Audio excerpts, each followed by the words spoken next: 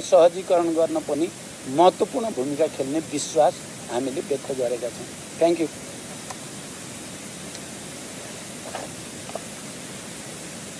Good afternoon. It is a great pleasure to be back in beautiful Nepal. The Prime Minister and I have just had a very productive meeting, and I thank him for his wonderful hospitality. Indeed, the warm welcome I received in Nepal is something I will never forget. We are living in difficult and tense times. I know that even though the conflict in the Middle East is thousands of miles away, it has hit very close to home for the people of Nepal. I extend my deepest condolences to the families of the 10 Nepalese students killed in the terror attacks by Hamas in Israel on 7 October. And my best wishes for the safe return of Mr. Bipin Joshi, who is missing. I have just arrived here from Qatar, and I will continue to insist on the immediate and unconditional release of all the hostages in Gaza. And I repeat my utter condemnation of the appalling attacks perpetrated by Hamas.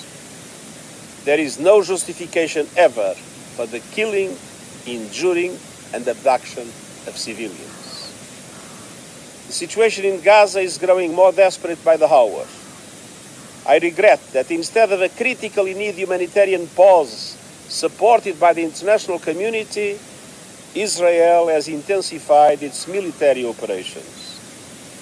The number of civilians who have been killed and injured is totally unacceptable. All parties must respect their obligations under international humanitarian law. That law emerged from the tragedy and awful experiences of war. I've always been consistent in my call for strict compliance of the well-established principles and the rule of international humanitarian law. The protection of civilians is paramount. The laws of war establish clear rules to protect human life and respect humanitarian concerns. Those laws cannot be contorted for the sake of expedience. The world is witnessing a humanitarian catastrophe taking place before our eyes.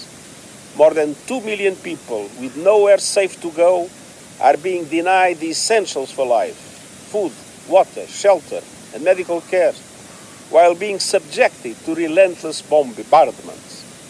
I urge all those with responsibility to step back from the brink. And I reiterate my appeal for an immediate humanitarian ceasefire, the unconditional release of all hostages, and the delivery of a sustained humanitarian relief at a scale that meets the needs of the people of Gaza.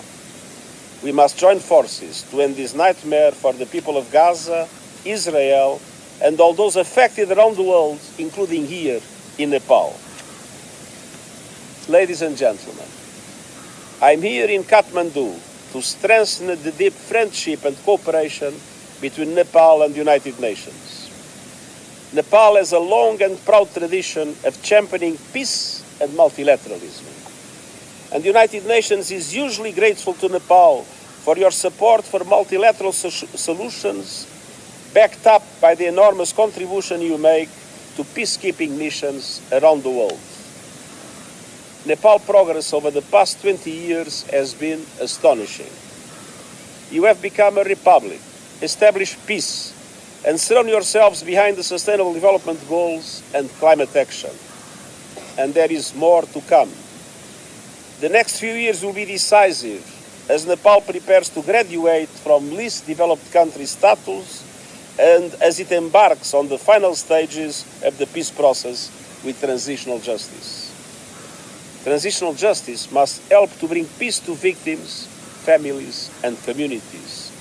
And the United Nations stands ready to support Nepal to develop a process that meets international standards, the Supreme Court's rulings, and the needs of victims, and to put it into practice. Nepal is also caught in a blizzard of global crises not of its making. The aftermath of the COVID-19 pandemic, inflation caused by the international economic situation, and the enormous threat posed by climate chaos. Much more international action is needed. Developed countries must step up to support sustainable development and help developing economies, including Nepal, to tackle the climate crisis. On this trip, I will visit the Himalayas to see for myself the terrible impact of the climate crisis on the glaciers. The situation is dire and it is accelerating. Nepal has lost close to a third of its ice in just over 30 years, and glaciers are melting at record rates.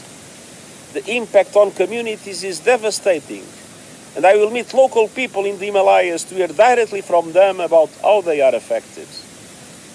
I will travel to Pokhara and to Lumbini to reflect on the Lord Buddha's teachings of peace and non-violence, which are more relevant than ever in our deeply troubled world. And I want to explore how the United Nations and Nepal can work together even more to solve problems, boost prospects, and improve international support. Because Nepal is a friend of the world, and so the world must be a better friend to Nepal. Working together, we can make that a reality, and I thank you. Thank you.